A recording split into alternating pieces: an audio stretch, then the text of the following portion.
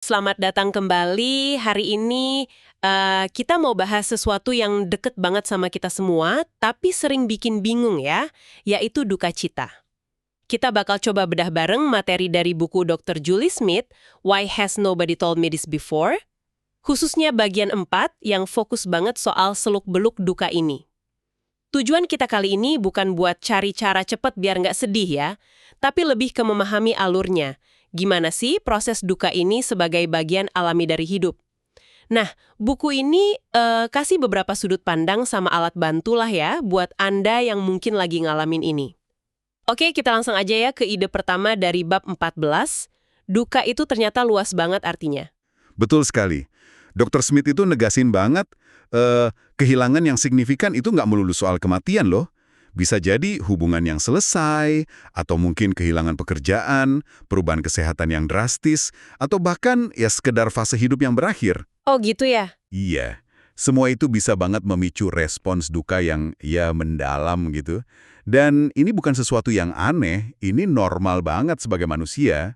Dan rasa sakitnya itu nyata ya. Maksudnya bukan cuma perasaan sedih doang.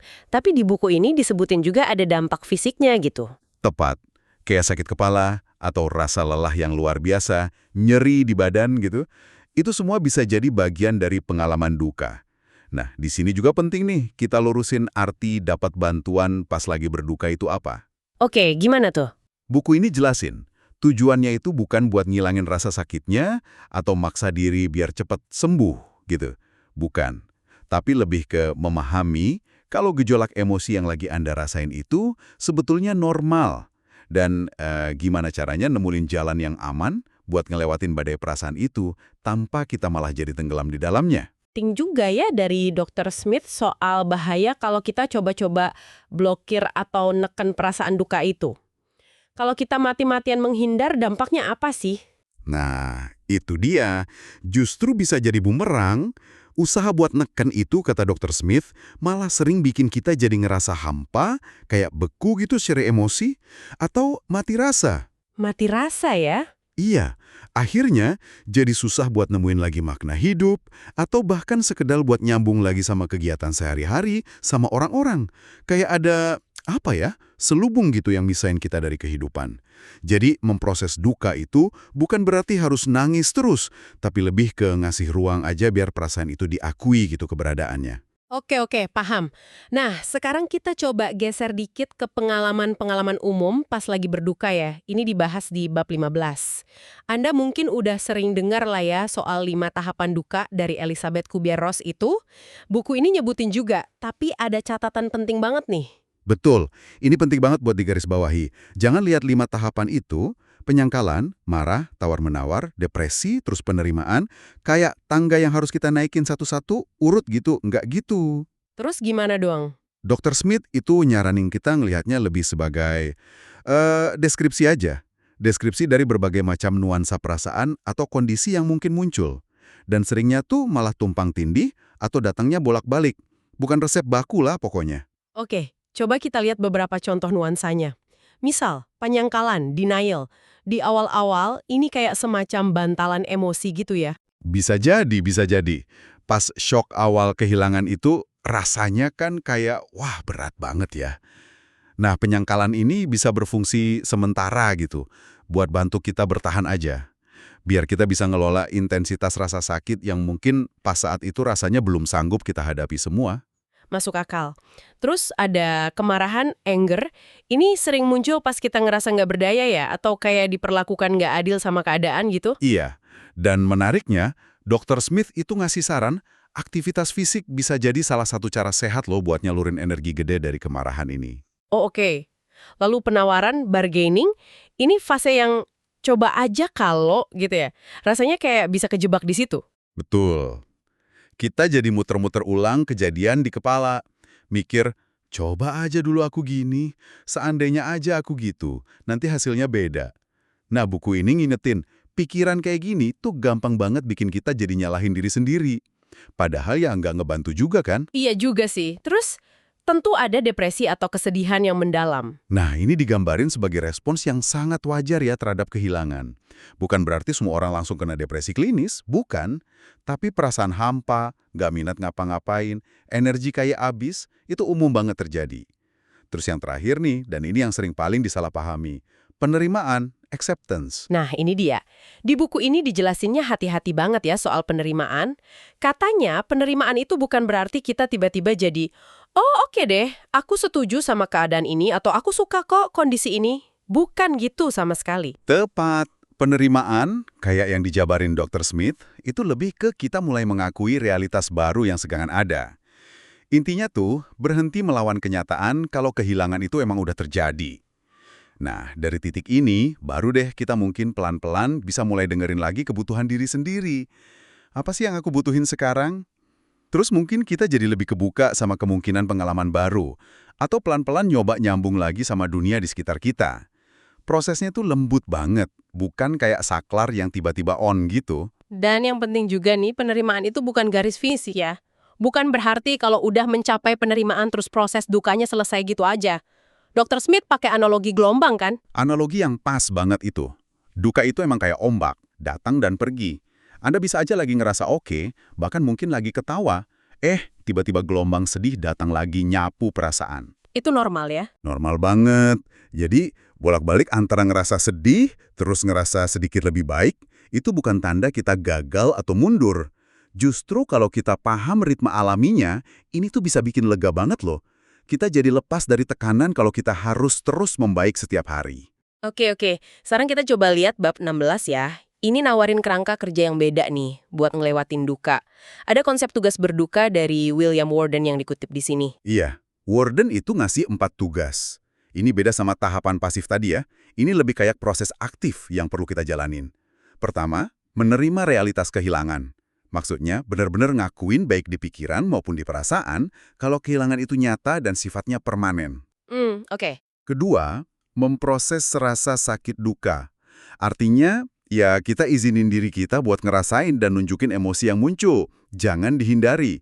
Ketiga, menyesuaikan diri dengan dunia tanpa sosok atau hal yang hilang. Ini nyangkup adaptasi praktis, misalnya ngambil peran baru, adaptasi internal, kayak gimana kehilangan ini ngubah cara pandang kita ke diri sendiri, dan bisa juga adaptasi spiritual. Yang keempat. Keempat, menemukan koneksi berkelanjutan dengan yang hilang sambil menapaki hidup baru. Nah, ini bukan berarti ngelupain ya, tapi lebih ke nemuin cara baru buat ngebawa kenangan sama arti hubungan itu ke dalam hidup kita yang sekarang. Menarik. Selain tugas-tugas itu, ada satu model lagi yang dijelasin dan kayaknya dinamis banget. Namanya model proses ganda atau dual proses model dari Strobe and Schott. Ini ngegambarin gimana sih kita bergerak pas lagi berduka. Betul.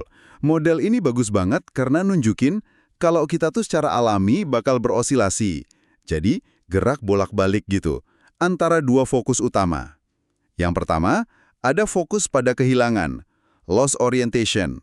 Ini tuh pas kita lagi tenggelam dalam kesedihan, lagi mengingat-ingat, kangen, nangis, pokoknya lagi memproses rasa sakitnya secara langsung.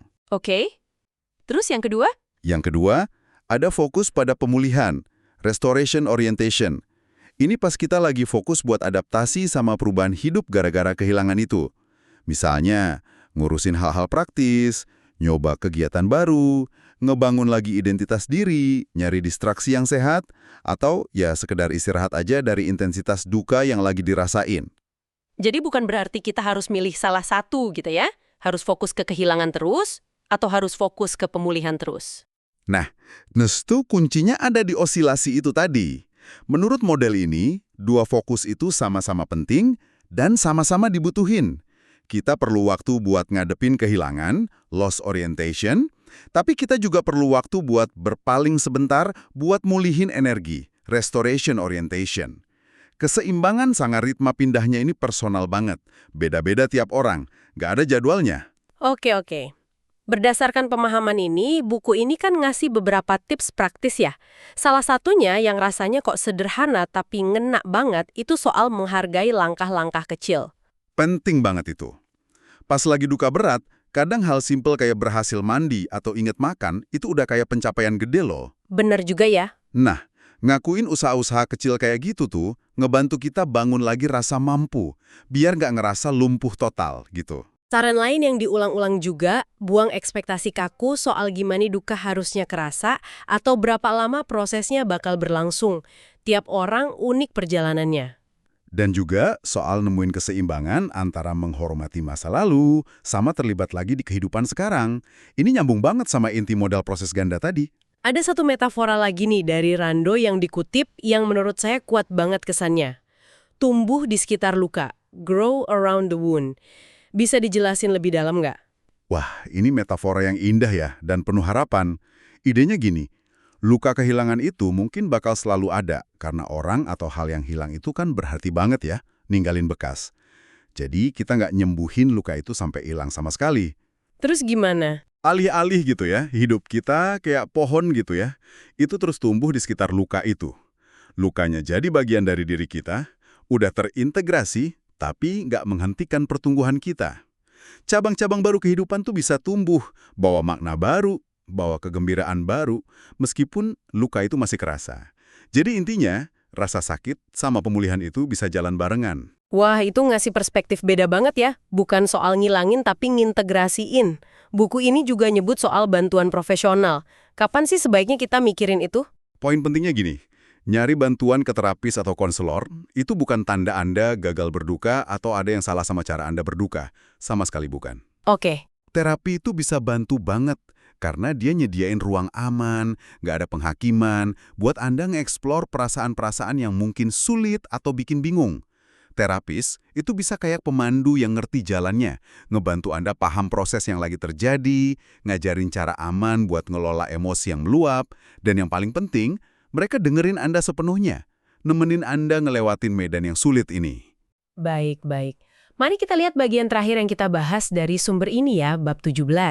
Ini fokusnya ke membangun kembali hidup setelah kehilangan. Di sini dikutip konsep pilar-pilar kekuatan dari Julia Samuel. Katanya ini butuh usaha dan ketekunan. Pilar apa aja tuh maksudnya? Iya, Julia Samuel itu ngidentifikasi beberapa area kunci lah ya, semacam fondasi yang bisa nopang kita pas lagi nyoba bangun ulang hidup. Biar nggak kelihatan banyak banget, kita bisa kelompokin jadi beberapa tema utama nih. Tema pertama itu soal koneksi. Ini luas nih artinya. Mencakup gimana cara kita jaga hubungan sama sosok yang udah nggak ada, tapi dengan cara baru, misalnya lewat ritual, kenangan. Terus gimana kita nyambung lagi sama diri sendiri, lewat sadar diri, self-compassion, dan juga gimana kita nemuin cara buat ngekspresiin duka kita. Mau lewat ngomong, nulis, seni, apa aja. Jadi koneksi ke masa lalu, ke dalam diri, sama keluar. Menarik ya, koneksi itu ternyata banyak dimensinya. Oke, terus tema lainnya? Tema kedua itu soal manajemen diri dan lingkungan. Ini termasuk pilar penting soal batasan. Limits, belajar bilang nggak ke ekspektasi orang lain, atau nasihat yang nggak pas buat kita, dan lebih dengerin kebutuhan diri sendiri. Terus juga soal ngerawat pikiran dan tubuh, sadar kalau itu nyambung banget. Jadi kita perlu lakukan perawatan diri dasar, makan, gerak, tidur, yang itu ngedukung banget kesehatan mental. Ada juga fokus ke dalam, focusing. Ini latihan buat sadar sama sensasi di badan, buat lebih paham kondisi emosi kita. Batasan itu sering susah ya, tapi penting banget kayaknya, apalagi pas berduka. Ada tema besar lain. Tema ketiga, ini soal struktur dan waktu. Ini nyakup pentingnya struktur, nemuin keseimbangan antara rutinitas, biar kita tetap jalan, sama fleksibilitas buat ngerasain duka pas dia datang. Terus pilar waktu, intinya lepasin ekspektasi kaku soal durasi. Fokus saja ke hari ini atau bahkan jam ini kalau perlu. Daripada nanya terus, kapan sih ini selesainya? Oke, jadi daripada lihatnya 8 poin kepisah, kita bisa lihat jadi 3 area besar ya. Koneksi, manajemen diri dan lingkungan, sama struktur dan waktu. Rasanya jadi lebih gampang dicerna sama diterapin ya. Bener banget. Ini bukan kayak daftar checklist yang harus dicentang semua. Lebih kayak area-area yang perlu kita perhatiin dan kita rawat seiring waktu sesuai kapasitas sama kebutuhan kita saat itu buat ngebangun lagi fondasi hidup yang kuat. Jadi, setelah kita kupas bab 14 sampai 17 dari buku Dr. Julie Smith ini, rasanya benang merahnya jelas banget ya. Duka itu bukan masalah linier yang harus diselesain, tapi lebih kayak perjalanan personal yang kompleks dan unik buat tiap orang. Sumber ini ngasih kita banyak lensa buat memahami, buat ngelewatin, dan akhirnya buat belajar gimana caranya ngintegrasiin kehilangan ke dalam jalinan hidup kita. Ya. Tapi lebih ke belajar hidup bersama duka itu. Biarin duka itu ngebentuk kita dengan cara tertentu, dan kita cari cara buat terus tumbuh, kayak metafora tumbuh di sekitar luka tadi itu. Dan semua ini bawa kita ke satu perenungan penting nih buat Anda bawa pulang. Mengingat kalau kehilangan dan duka itu adalah bagian yang nggak bisa dihindari dari kekayaan pengalaman kita sebagai manusia, gimana ya caranya kita bisa secara sadar, bahkan mungkin proaktif, numbuhin kapasitas kita buat ngadepin kerapuhan ini?